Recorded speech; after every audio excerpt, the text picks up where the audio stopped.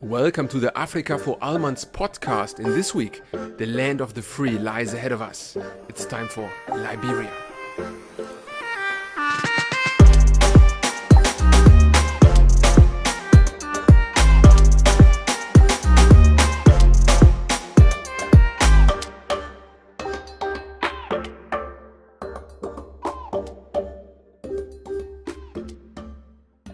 Yeah, guys, episode number 26 today. And Liberia is not only one of the oldest independent nations in Africa, but also, as you will find out later today, the only one who has been colonized by Afro-Americans. So it's a very interesting, unique situation, and we have a perfect guest for that matter. We are joined this week by Varlee. He's a native Liberian and a computer science student. And I must give some credits before the conversation starts, specifically for the circumstances under which it happened, because I just got in touch with him 1 week ago. We don't know each other, and he's all in with exam times. This week we technically had the conversation in his exam week, and from past experiences I know, especially when there's no direct connection to a person, that they are not immediately willing and exchanging with ideas on a podcast. And so I'm very grateful this pulled off, and also for that matter I'm very happy and thankful at this stage for Rebecca Nzellé Ewang, our lovely guest from the Kenya episode, who has made the connection to Varlee, and I think we will all benefit from that significantly. So for all of you guys who tune in for the first time, Afrika for Almans is a podcast. I think I need to say that more often. We cover all African nations, 55 in that regard. Yes, Sahara Republic we will discuss too. And we try to do it every week, once a week, and give a broad variety of topics, specifically on geography, economics, history and politics, and try to have as many conversations with experts from these very nations as often as possible. If you like our idea, tune in, look into past episodes. There's a bunch of English conversation material as well. And follow us on Facebook and Instagram, especially Instagram these days. I try to keep a bit more frequency on the story game, post a few statistics, maps with regards to Africa and whatnot. And also, if you want to support the podcast as a whole, there's a PayPal address in the show notes, and also a steady subscription page where you can get to be a part of our very movement. So guys, without further ado, I now transfer you guys for the interview. It is done very spontaneously, as I said, and I think it doesn't take away any of the beautiful content that we're building on here. So enjoy, and hear you guys then next week for Libya. Let's go.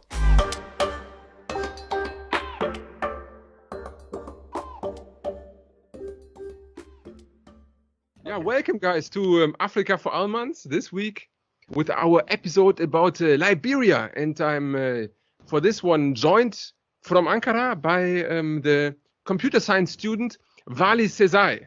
I hope I pronounced it correctly. Welcome, Varlee. Yeah, thank you so much. I appreciate the contact, and I appreciate you providing the medium to present about Liberia. Thank you.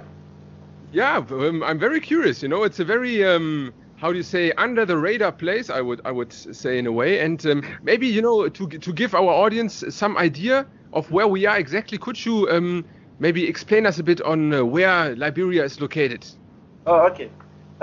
First of all, Liberia is located in Africa, precisely West Africa. Yeah, and it is the first independent country in Africa. Oh, wow. The first one. Oh. The first independent country in Africa. Right. And okay. What is the neighborhood of Liberia? What are like the bordering countries? Yeah, Liberia is bordered by three countries. We have Sierra Leone, we have Guinea, we have Ivory Coast. Ah, okay, Ivory Coast. Yeah. So it's right in the middle of those, more or less French-dominated areas. But it's not French, right? No, Guinea, Liberia is not a French-speaking country. It's an English-speaking country. English-speaking country. Yeah, colonized by the ACS, which is from America. By America, yeah. I think that's also what people will see in the map, yeah, in the flag. It seems very similar. Very similar, yeah. Exactly. For Liberia, is better called little brother to America, because like the American flag and the Liberian flag, they are like very similar. Yeah. The only difference that is between the two flags is that Liberia flag carry 1 star, while American Yeah. flag carry the 3 stars. Ah, okay. So Yeah, all the big stars are in America, and you're the one star missing, maybe, yeah, for yeah, the yeah, yeah, big yeah. connection. And then in terms of maybe population, could you give us some introduction of how many people live there and what are like the big cities in Liberia? Yeah, in terms of the population, Liberia, like precisely currently we have about 4.2 million population. 4.2. Wow. Yeah, Yeah. 4.2 million population in Liberia. And the big cities are Monrovia, which was named after one of the president of America, James Monroe. So, Monroe. like, Ah, yeah, okay. yeah, Deep connections. Yeah. yeah, that's a very deep connection. By naming your capital city after a president, there's a deep connection between Hmm. us. Hmm. Yeah, and another city is Nimba County, which is the second populated county in Liberia. Is it Nimba also at County, the coast or is it more inside of the country?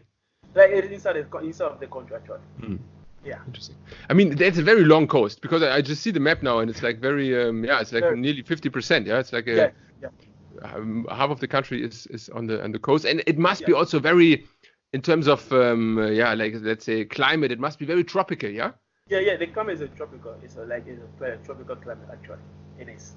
So some rainforests and the typical things you would associate to these Yeah, areas. we are like right now we have one of the like virgin forests right now in West Africa. Like Oh wow.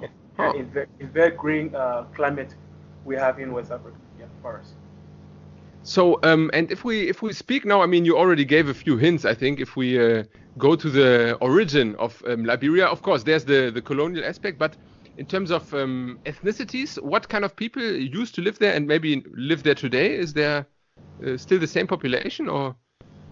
In terms of the ethnicity, like Liberia first is like it came about this. Like let me tell you how Liberia came about. Yes, please. Liberia came about, in 1817 when Yeah. American when the free slave in America called the Mm-hmm. American Colonial Society, but then ACS, they were looking for a place to send the slave back to Africa.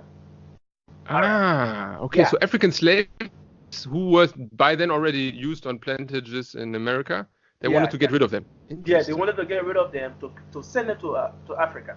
So But it doesn't matter where, somewhere, as long as it's Africa. yeah, like it didn't matter. So at the time they sent the ACS, they sent those free slaves to Sierra Leone. They were in Sierra Leone, but Yeah. unfortunately they had a sickness called malaria. Ah, back then already. Wow. Yeah, So back it has then. been around. Yeah. So when the free slaves were dying of malaria and did not have any cure to those sickness, they were like, okay, we have to change our location. That is how Okay. they went to Liberia. When they went to Liberia, they met a chief called Kinsaboso Kumara. Okay. Kiyobosu Kumara, okay. Yeah, Kamara. So he was residing in a place called Bushro's Aslan. Hmm. There's a place in Monrovia precisely called Bushro's Aslan, which is a Okay. very historical place in Liberia. So Interesting. they met the king there, which is from the Mandingo background. No, in Mandingo. Liberia, yeah, we have about 16. That's a tribe, right? Yeah, it's a tribe. Yeah. We have about 16 tribes in Liberia. Wow, 16. That's 16 tribes. very- So they met the Mandingo chief there. They asked him, "We want to come and reside here, but 90% or 95% of the slaves they were Christian." Ah. Okay, and So and this, they were by American baptized or like by Americans, yeah, they were yeah, convinced to be slaves. Okay. yes. So this king was a Muslim. So Hmm. the collaboration between the Christian and the Muslim at the time was not that strong. Yeah, So yeah, of course. okay, so they met the king. They talked to the king. We want to come and reside here and see how best we can establish ourselves here. Hmm. That is how the king said, okay, no problem. You people are welcome. Now they need Libra Emiwa free. So Yeah. Liberia is a free So nation. based on the okay, so it's part of the history that Liberia Yeah. Yeah. liberty. So Yeah. Okay, yeah, nice. liberty. Like if you look at the motto of liberty, the love of liberty brought us here. Hmm. Yeah, that is the motto of Liberia. So this But is it? Sorry, yeah. Please go ahead. yeah, this is how Liberia came about. Like by the ACS in 1870. It's simply. The first president, who is Joseph Jenkins Rubber, is from America. Well, he was Afro-American though, right? So it was Afro-American, but they were basically, they didn't have historical roots in Liberia. They just moved there. They just moved there. Yeah. So didn't it cause some trouble with the local populations there? Or? Yeah, it actually caused some trouble with the local they met there. Actually, it is like, but later on, like they actually bought Liberia from the locals. Like they gave them fish. Like at the time, they don't know what they call fish. We have King Saboso Kamara. We had King John. Though King was there, they sold Liberia to the American at the time. Like, okay, we don't have, like, you people don't have money. Like, we give you for the fish. You give us your land. That's how. Okay. So they were tricked a bit in that regard. Yeah. So exactly. To get the land. And was it successful? Would you say that colonization, was it also, or is it now seen as a good thing if you look back as a Liberian? Again? Is it nowadays still seen as a good thing that happened, or is it more or less criticized that this outside influence of America happened now? Like currently, looking at from the history up to present, it was kind of good for Liberia because we actually depend on America in terms of everything. Until now. Until now, everything is like, if you look at the Liberian diaspora, about 70% of Liberians living outside of Liberia, they are in America. Wow. In America even, okay. In America. So, like, everything about us is like America. Yeah, if you ask a typical Liberian man, where do you want to go? I want to go to America.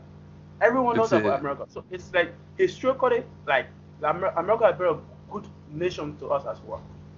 So one could say it's not only the only country in Africa which is colonized by America, but it's also the only country which was colonized by other Africans.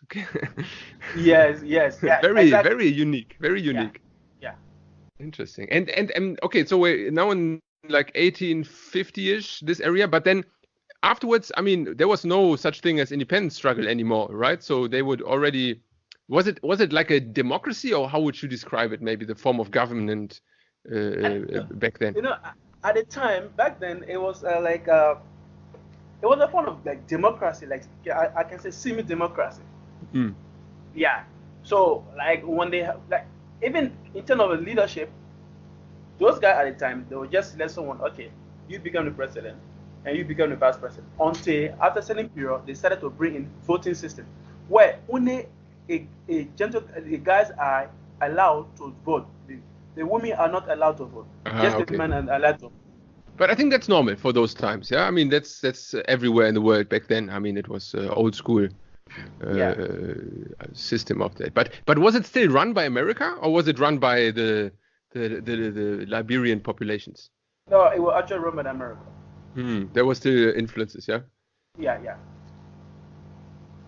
And now going on in like the First World War, Second World War, I mean, all of these countries around Liberia then suddenly become independent, or they have some, let's say, civil wars and independency wars. Did that also affect Liberia, or did it stay like a isolated bubble in between all these? Actually, for our surrounding country, those like we were not affected by any of these wars. Actually, like. We know, like, in fact, we helped some of our surrounding countries to gain their independence from France and from Great Britain as well. Yeah. So ours was free because we didn't fight for our independence. Yeah. It was given to us. Which is a blessing, yeah. Which is a blessing. Yeah. We never share blood for any independence. It was given to us a gift. So that is how we came up about. And our neighboring countries, Sierra Leone, Guinea, and Africa, we contributed to their independence. So it's like some agency for your neighbors to support the independence struggle. Okay, nice. So it was a very progressive place, I imagine. And now, when we speak about the 1920s, something I was really impressed by is that for some reason there's a very strong relationship with Firestone. Can you maybe explain a bit more how the American tire company has such a strong relation to Liberia from back then? Yeah, like looking at 1920, when Firestone came to Liberia, at the time, Liberia was the higher producer of rubber in the war. Okay. So, what Firestone looked at, and our president, at the time, he was like, okay, Firestone is an American company. Yeah. And we gain our independence from America. So, what can we do right now? And those people, because America at the time decided, okay, which company should come to Liberia, and which country should cooperate with Liberia, and which country Liberia should cooperate with. If America does not accept your cooperation with any other country, they will bring out a political strategy to criticize that nation and criticize the deal between that country and Liberia. So when Firestone came, American government looked at it, okay, this is an opportunity for us. Like, we're going to take the resources from this country, send to our country, and distribute these resources to the world. So when Firestone came, Firestone was like, okay, we're going to sign like 99 years of contract with Liberia. Yeah. We're going to take the rubber from Liberia. We'll get to America, we'll process it and distribute it to the world. And so, so you basically helped America with your production in the war for tanks, for cars, for all these. Okay. Exactly. Oh, wow. It's interesting, It's one of the few cases I realized it also from the episode about Congo-Kinshasa, where they provided the nuclear bombs for the Japanese bombing, Many of the war crimes could not have been done if not, stolen from Africa, you could say, yeah. Yeah, like for Liberia, like we have natural resources are iron ore, we have rubber, we have gold, we have diamond. It's very prosperous in terms of resources. Yes. Yeah, exactly. Until this day, or did the rubber at some point stop, or was it? It hasn't stopped it up to present. As I was speaking to you, Firestone is operating in Liberia, and they are still getting rubber from Liberia as well. Yeah. Interesting. And then Firestone maintained, and they've ever since the world wars, they've been in Liberia active. They have been in Liberia active. Yeah. And it's a big company, it's a lot of money. Very high traded on the stock market as well. And was it also of benefit to Liberians? Would you say this activity? Yeah, it was beneficial to the Liberian population. Even at the time, like up to present, Firestone have a school in Liberia. Where if you're working at Firestone, you have the opportunity to send your kid to that school. Yeah, and they're gonna give you allowance as well. At the same time, your kid is learning in their school. Interesting. I see now, Firestone, this was also, for me at least, in the preparation of this interview, I was watching a documentary, and then it showed also the time now how it was involved in the civil wars. Is it okay to jump now to the 1980s, or would you say between 40s and 80s there's also some other political things to mention about Liberia before I jumped too fast here. From the 40s to the 80s, like Liberia, like when it comes to internal politics, Liberia have actually, like, right now according to the world general, like we have one of the most flawless elections in the world. Yeah, like it's like you register 5,000 voters, and the election result came out 10,000 people voted, and you register 5,000. Oh, wow. So we have that flaw, like at the world record right now, actually for the 80s. So it was always a bit, intransparent. Let's say, yeah. So, actually, yeah. So was there like already? A civil war means that people were unhappy. Was it also the case back then that people were already becoming unhappy with the leadership? Yeah, they were actually unhappy with the leadership structure at the time. Like there are certain people they call the Congos, which are like those groups from America. They come to Liberia.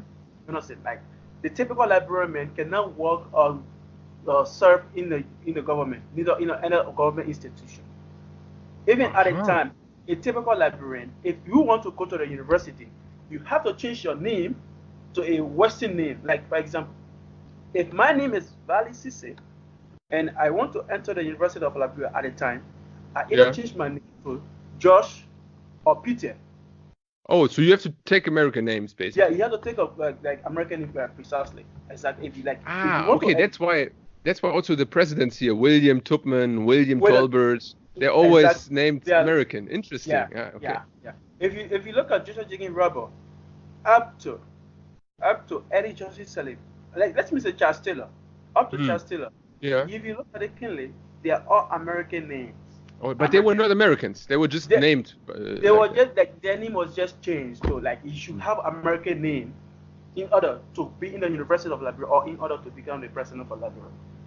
Interesting. But was it still the case that Americans still came into or moved to Liberia, or was that no more back then the situation? No, back then, not like if you're having an election in Liberia, the American government decide who to become the president at the time. Yeah. So if they go against you or you go against America at the time, I'm sorry for your leadership. You won't take a part in the election, in fact. Yeah. So they still influence who's running, who's winning, these kind of things. Yes. And was this also, was this also the motivation then for the big first civil war? I mean, just maybe as a spoiler, there's 2 large civil wars in Liberia, unfortunately, not so long ago.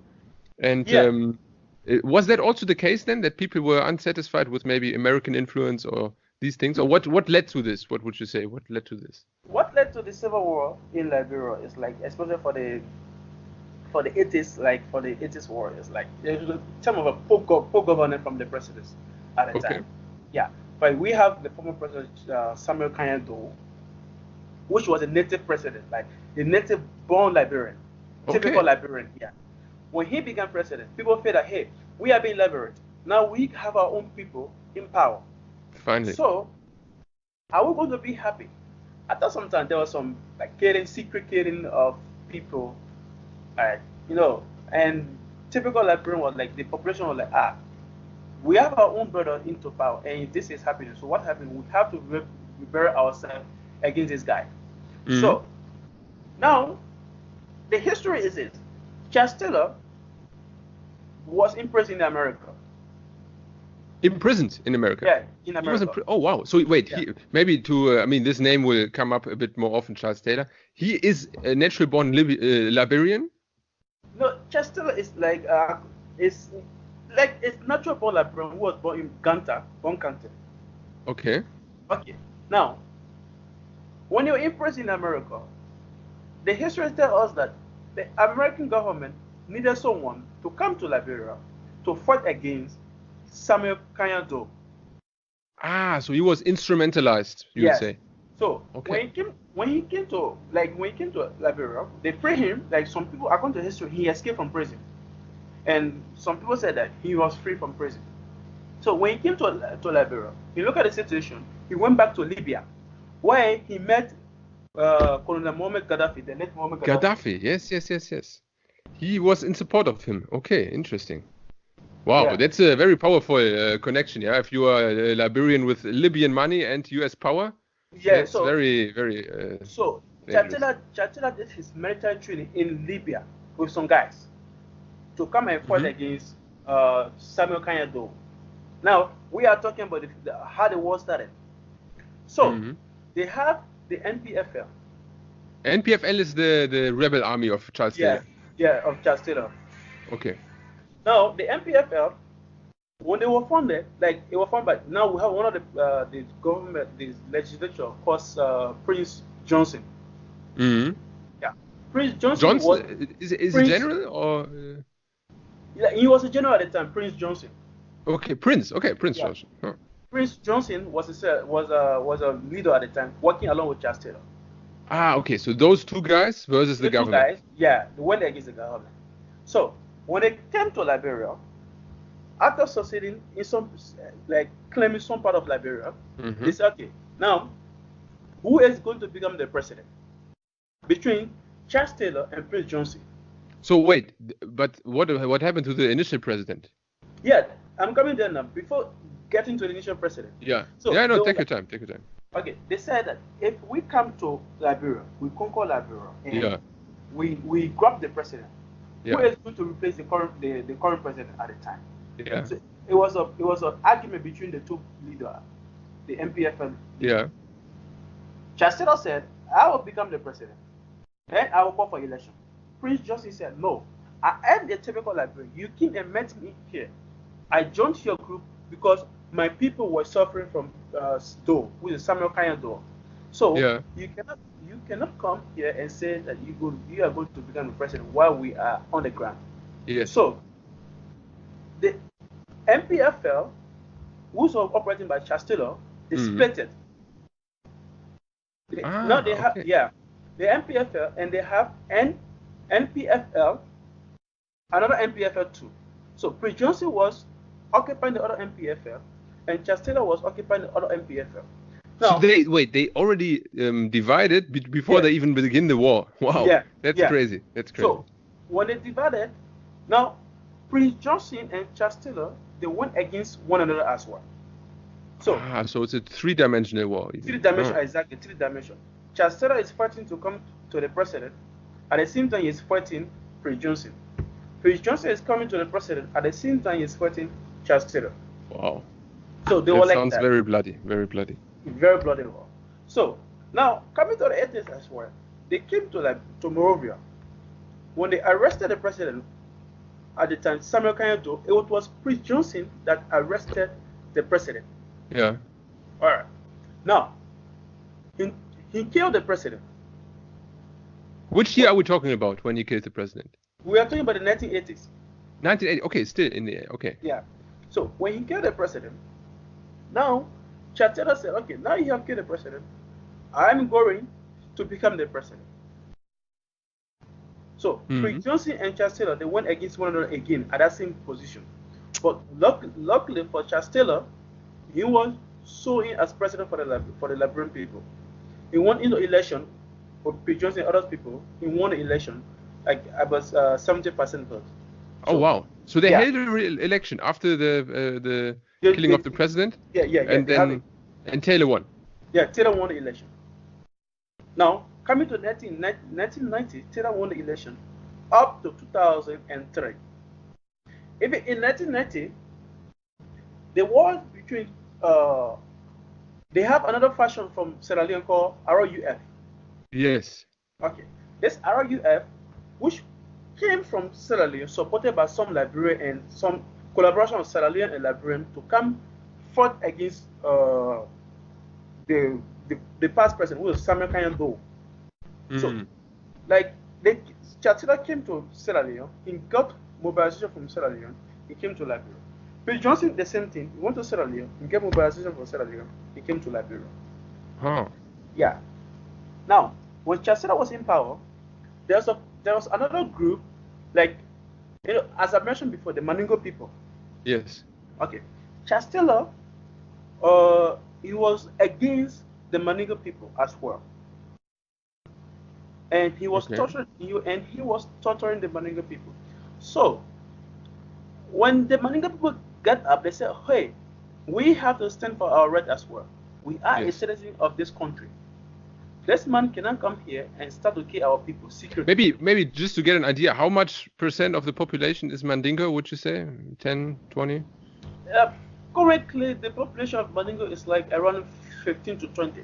Okay. Yeah. So, now, the Mandingo people, they came up another faction against Chancellor, another rebellion group against Chancellor, which was called the Lord. The Lord, okay. Yeah, you have Unimbo K and Unimbo J. These are another faction against Chancellor. They started from Guinea, coming to Liberia. So, wait, but by that time, Johnson was already out of the game, or is he also still active? Johnson was in the game active. He was in the game active. My God! So it gets really chaotic. Yeah? So we have the president, Taylor, Johnson, and now the Mandingos involved. The Mandingos, which are the Unimbo. Now, the Civil War, it came as what? Tribal war. You kill Mandingo men, I kill Mandingo men. They kill my Crown people, I kill Crown people. So it was like that. It was going like this. Even now, this typical citizen, they went against each other. Yeah. For example, I'm a Turkish, you're a German, and we're in the same country. So I'm going to kill a German as well, and a Turkish will kill German. So it's like, even if they're not related at all. So it was like that. So Now, when Chancellor got to power, the Lord, they went against Chancellor as well. They were like, okay, we have to come and free our people from this oppression guy. Mm-hmm. So now when they came to Liberia, coming out from 1990 to 2000 and 2003, that is what in Liberia we call the First World War, Second World War, and Third World War. Okay. Now, when the Lord started attacking Chancellor, okay, now those people, they are attacking me, so I have to rebel against them as well. Yes. Now, what happened? It became rampant. The war became rampant. So all the 16 countries in Liberia fought the war. Heavy, man. It was a very terrible war. Like, we have 250,000 people. Wow. Out of 4 million, or even less back then. Yeah, No, that's at the time it was around 2 to 3 million. Wow. So more than 10%. Even. More than 10%. Damn. Crazy. So when Chancellor spent half of his term like fighting war. He was just fighting war, killing people. Up to 2003, when the war became very, very intensified, like the American government had to come in, the ECOWAS have to come in, and the ECOMO have to come in. And from maybe you can help me, but from what I read also, I mean, I only read it about Charles Taylor, but you tell me if it's also the case for the others. There were also a lot of very unmoral forms of war in terms of children being in the armies, in terms of some acts of cannibalism, some heavy stuff, heavy stuff. Those things was happening. Like, for example, you could just go and kill someone, you take off their heart, you go and boil it and eat it. You feel comfortable. Like, even if you watch the movie, you'll see someone saying that this heart is a medicine to me. When I eat this heart, no bullet can pass through me or can penetrate. That's crazy. You see, so like it was kind of like cannibalism in Liberia. Yeah. You have kids at the age of 7, at the age of 9, 10, up to 15, like just having gun. Even a gun, they don't know how to shoot the gun. They don't even know, they don't have the strength to take the gun with them. They have to drag the gun on the ground. So it's crazy, yeah. It was there was no formal training. Anyone could become a soldier. Anyone could become a rebel. So there was no like war ethics or anything, as we imagine in the West. Like when we go to war, people, they are acting under some certain guidelines. It's just chaos, complete insanity. Do what you want to do. Like, for example, if you are in a university during Chancellor period, if you are in a university, and this guy, they see you on the street, hey, what are you doing? I'm going to school. They just want to arrest you, take you, put into the car, direct it to the front line. You go and fight the war. Ah, okay. So there was no paperwork, nothing. You can There's no paperwork. Yeah, they can just grab it from the street and go. Even when Chancellor was president, those guys that was like they were on protest, like they called their like this. What Chancellor did, they protest. Those guys protest against Chancellor. Say, we need our salary. We are fighting for you. We need our salary. What Chancellor did, he put those guys into the truck. He went and dug a very big hole. He dumped those guys into that hole and covered the hole. When they were alive. Living when they were alive. Oh my God, crazy, man. So this was how Liberia Civil War was like. But this was not always the case, right? This just came up in the Civil War. I mean, I can't imagine that they've been like this forever. It's some. It just in the Civil War, actually. Wow. Yeah. Crazy. Is there would you say there's someone to blame for this who started with it, or is it just like, I mean, I can only compare it maybe to the situation in Rwanda in the 1990s. The situation of Liberia is like, it's just like it's not like there's no one to blame. It's just like power greed. Everyone wants to become president at a time. Yeah. You see, everyone wants to become president. I want to be a president. I want to be president. And what happened?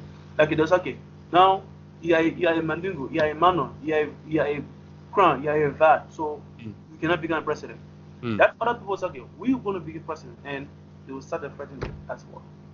Wow, man, that's crazy. But then how did it get solved in 2000? Or did it ever get solved? I mean, that's also the question. Was there ever like a solution to it? Yeah, there was a solution to it. The solution was as soon as Chancellor left the power in August 2003, there was a solution to it.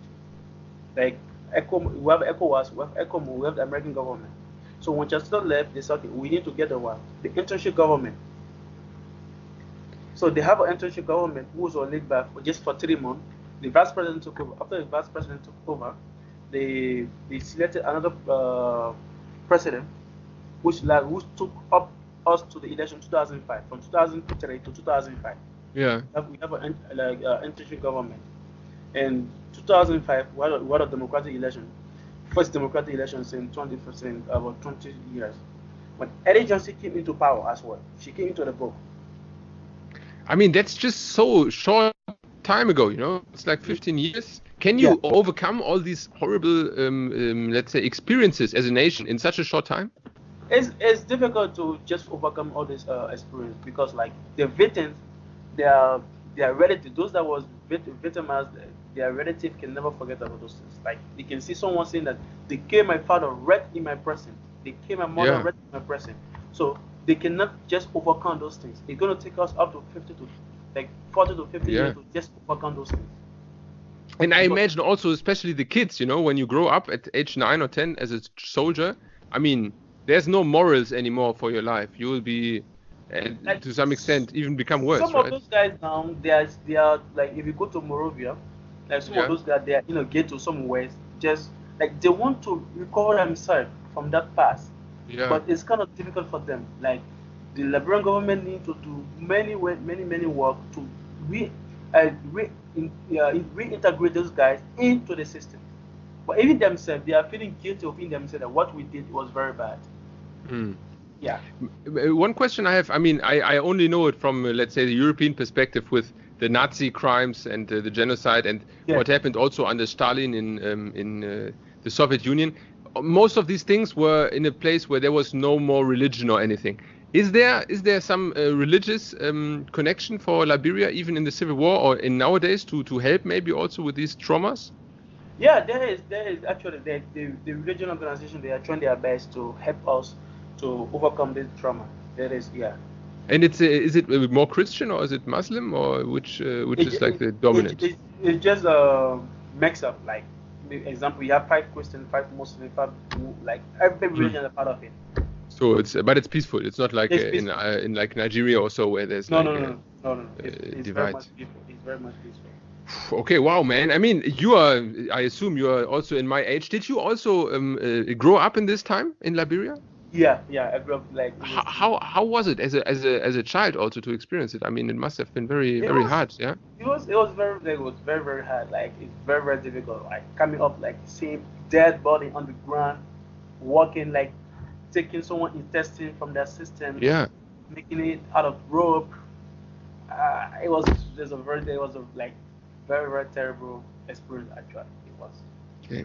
But you already said it's the past. If you go back now, is it a different Liberia, you would say, or is it still more or less the same from when you left it?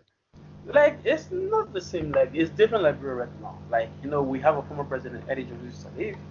She being the first female president in. Oh, Africa. Female president now. Nice. The first female president in Africa, actually, she was, and.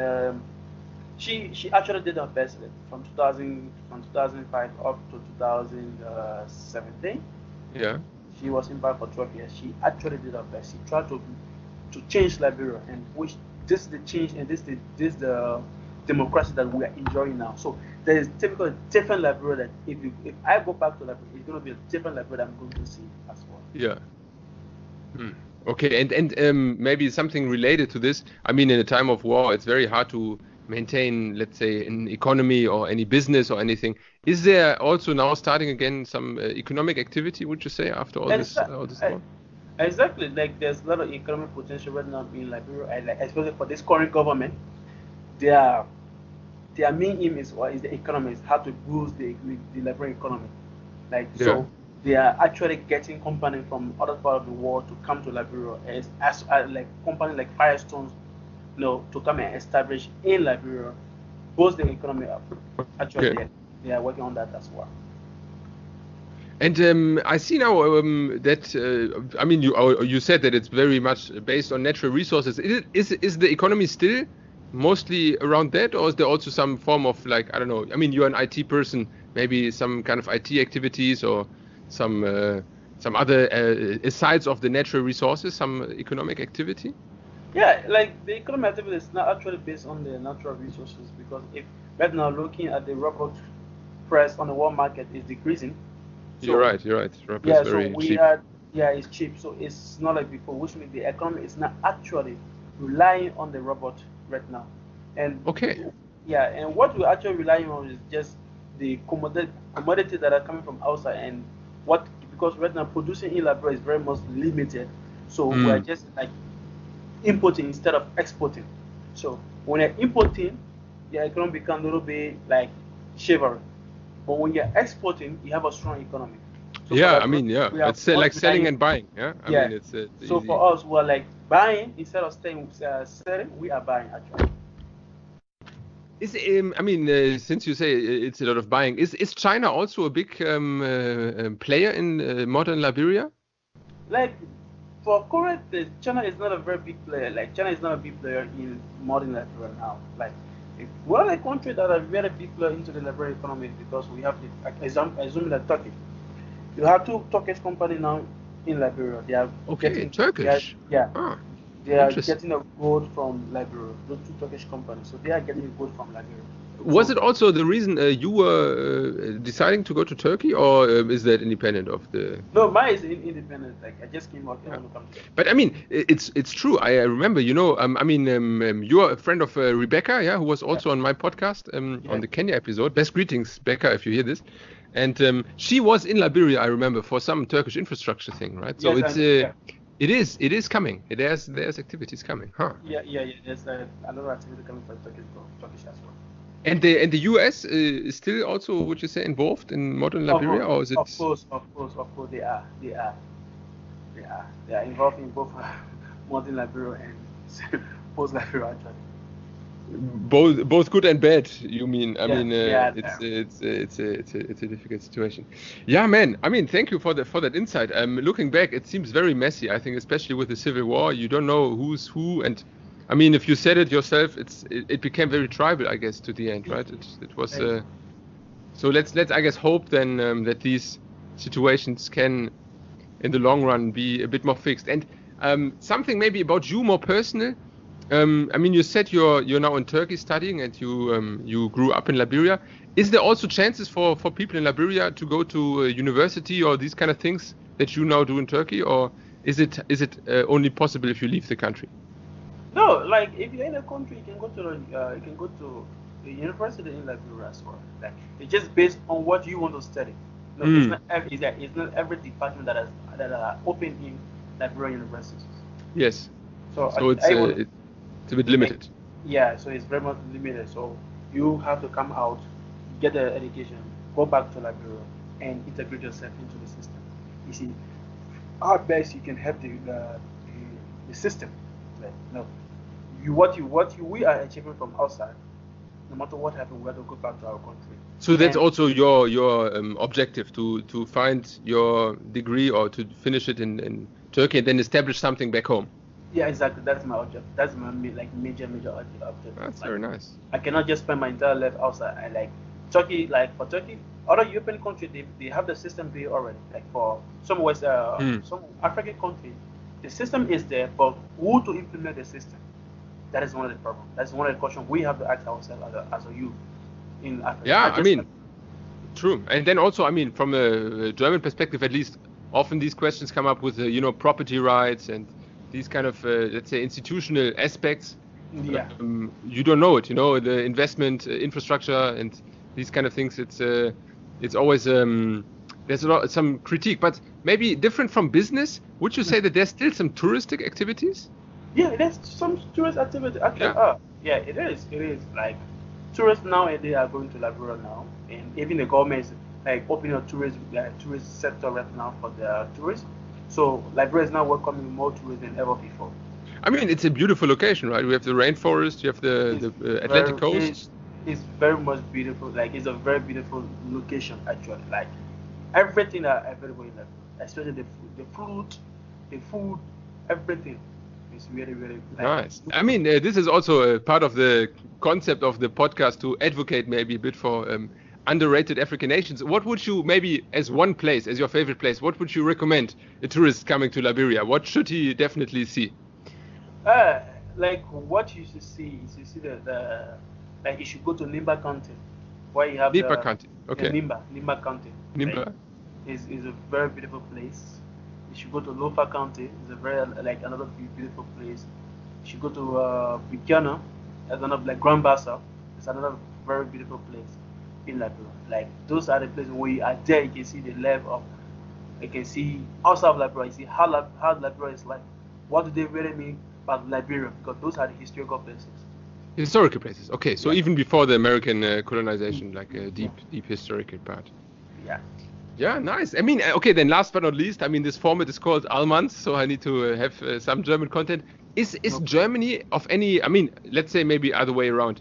When you were growing up, was there in any case like a Germany or maybe German brands or something? Was it existing in Liberia back then? Yes, we have some German products in Liberia. Then. Products, yeah, maybe products. You have this BMW, yeah. Okay. BMW. That's the classic. That's a classical answer, yeah. Yeah, BMW. We have the like Mercedes. At the time, like if you have a Mercedes from Germany, you are the best man. You are the best person from Liberia. Okay, it's status symbol, yes. I mean, like according to history, do you know that German like Liberia launched into Germany during World War One or World War Two? Yeah, World War Two. Oh really? Huh, yeah. I didn't know. Like the airport that Liberia is currently using now, that airport was not built for like a commercial port. It was built for it was a military base for America. So the Rebecca International Airport, it was built to start the war from that base to launch in. That's why if you look at the history, it said Liberia launched in Germany during World War II. Interesting. So it was always at least connected to some German activities, to say in a good way. Yeah. Nice. Yeah. Then I mean, let's see. I mean, I hope if people are interested, of course. I hope you're okay if I give them the context. They are free to ask if they have any follow-up questions for Liberia. And I mean, Varlee, I thank you very much. It was a very interesting and insightful conversation. I hope people now get a better idea of what is and what was going on in the Liberia. And looking forward maybe to